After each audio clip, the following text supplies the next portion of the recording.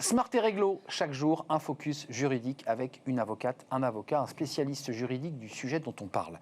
Émilie Méridjen, merci d'être avec nous. C'est un plaisir de vous accueillir. Vous êtes avocate associée au cabinet SVZ, cabinet français, spécialiste en droit du travail et en droit social. Le congé maternité, alors ça évidemment on en a beaucoup parlé. Passons au congé paternité. D'abord, un petit mot d'histoire, parce que c'est intéressant d'avoir le contexte de la création de ce congé paternité. Ça démarre quand exactement ? Alors, c'est assez ancien, mais on est là sur une évolution récente qui a été impulsée par le président de la République il y a maintenant 2 ans. 2019, c'est ça ? 2019, tout à fait. Dans le cadre d'une commission qui a été créée, dite des experts pour les 1000 premiers jours. Alors c'était une commission qui avait un champ d'études qui était très large, mais une de ses missions était notamment de porter un regard scientifique sur les congés de naissance.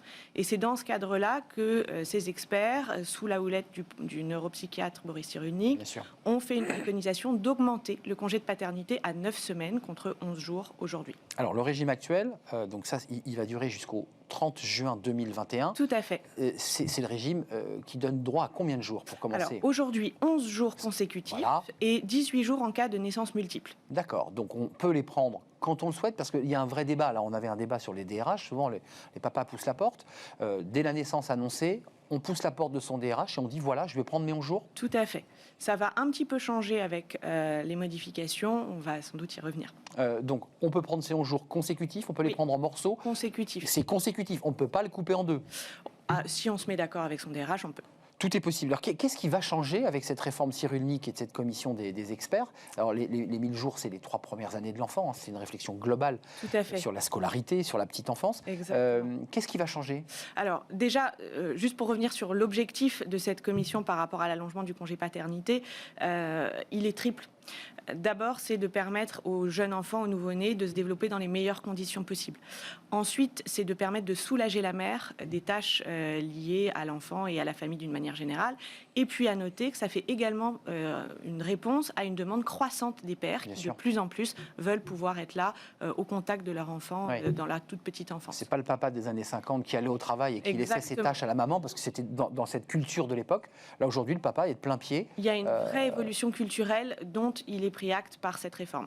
Et donc ça permet évidemment d'alléger la tâche de la maman, parce que c'est souvent un moment de fatigue, un moment difficile. Exactement. Et le père doit être là, et il peut être là.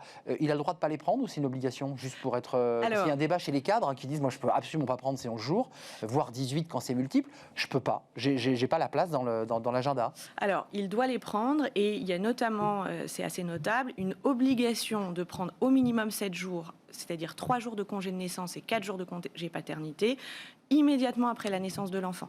Et si l'employeur n'octroie pas ces jours, même si le salarié n'en fait pas la demande, il est susceptible d'avoir une amende de 7 500 €. Donc il y a une incitation politique assez forte pour que, immédiatement après la naissance, le père puisse être auprès de son enfant. Donc, à minima, il est obligé de prendre 7 jours, puis on est bien d'accord, tout à fait, composés donc de ces jours de naissance, plus de ces congés de paternité empiétés, puisqu'il ne prendra pas les 11 jours. C'est une obligation. Donc le DRH doit frapper, lui envoyer un mail, lui dire « Vous êtes papa depuis hier, vous êtes donc dans l'obligation de les prendre ». Exactement. S'il ne les prend pas, qui est responsable là ? L'employeur. L'employeur. Oui, tout à fait. Avec cette situation cocasse où on peut ne pas être au courant de la naissance d'un enfant, puisque autant pour une mère ça se voit, pour un père ça peut passer inaperçu. Alors il y a aussi un débat des papas qui disent mais moi je suis accompagné, j'ai mes beaux-parents, j'ai mes parents, tout le monde, tout va bien, je voudrais les prendre un peu plus tard, et souvent, pour le dire simplement, je les accole à mes congés annuels d'été. C'est possible, pas possible ? Alors pour les 4 premiers jours, ça doit être obligatoirement accolé aux 3 jours de congé de naissance, c'est la règle. Pour le reste, ça peut être pris dans les 4 mois de la naissance de l'enfant, au choix du salarié. Alors, qu'est-ce qui va changer ? Parce que les avocats, évidemment, suivent ça de près, entre l'avant et l'après, entre ce qui va être mis en place à partir de juin 2021, c'est-à-dire dans 3 mois. Qu'est-ce qui va changer pour les papas ? La durée. Donc un allongement. On allonge. On allonge. Donc on arrive à un congé total de 25 jours en cas de naissance simple et 28 jours en cas de naissance...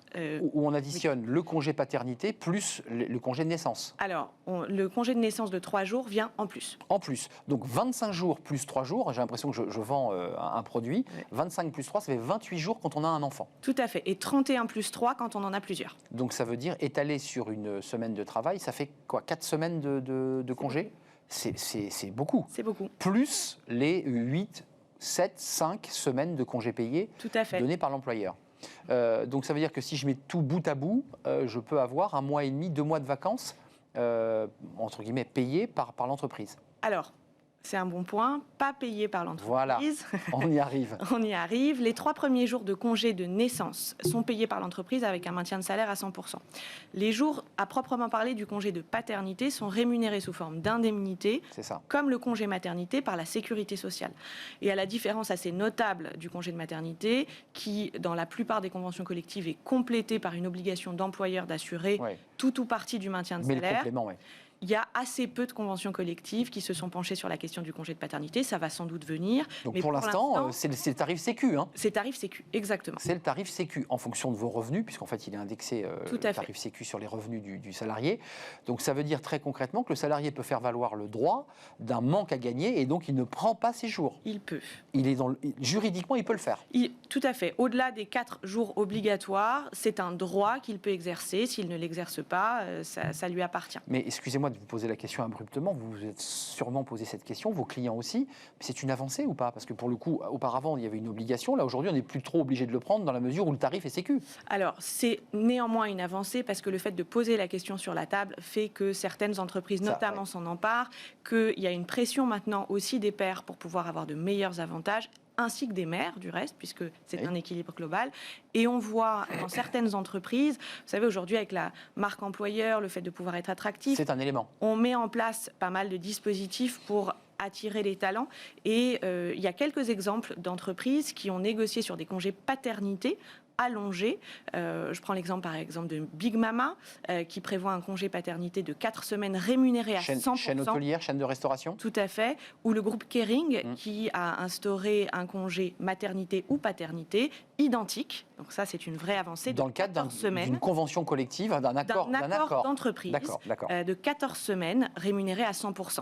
Donc on voit bien que ces petits pas politiques ouvrent la voie à des négociations d'entreprise qui permettent de véritables avancées pour les pairs. Donc, Émilie, vous nous dites en fait que ça se joue aussi dans la relation du père qui peut aller négocier et dire à son DRH il faut qu'on puisse avancer, il faut négocier quelque chose. Oui, alors des pairs C'est la en pression. général, exactement, mais des partenaires sociaux Et des essentiellement. partenaires sociaux Exactement. qui vont pousser pour qu'il y ait une équivalence, une équité entre le Exactement. congé maternité et le congé paternité. Rappelons, c'est en juin prochain, juin à fait. 2021, que s'appliqueront ces nouvelles règles et cet allongement des délais qui sont quand même notoires. On passe de 11 jours à 25.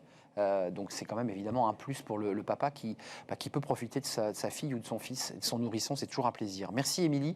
Émilie Méridjen, avocate Arnaud. associée cabinet SVZ, spécialiste en droit du travail et du droit social. C'est un plaisir de vous accueillir et de parler de ce congé paternité. C'est déjà un peu loin pour moi, évidemment. On fait une petite pause café avec Fanny Griesmer. Je ne sais pas si vous êtes déjà arrivé, mais on va parler de la mémoire. Parce que pour les avocats, perdre la mémoire, parce que excès de travail et de fatigue, c'est très dangereux. Elle nous explique tout. C'est la pause café.